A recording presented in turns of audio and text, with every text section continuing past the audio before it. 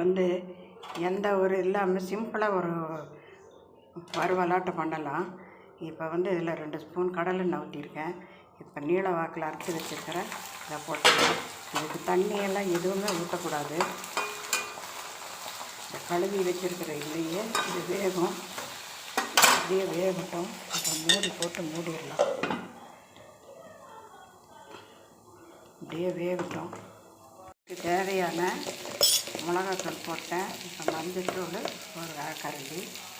இதுக்கு தேவையான உப்பு. இப்போ எல்லாத்தையும் சேர்த்திட்டு ஒரு கிளறிட்டு மூடி வச்சிடலாம்.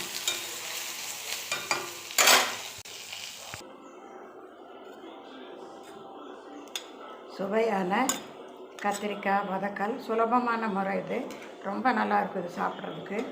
நீங்களும் பண்ணி பார்த்துட்டு லைக் பண்ணி ஷேர் பண்ணி கமெண்ட் பண்ணுங்கள்.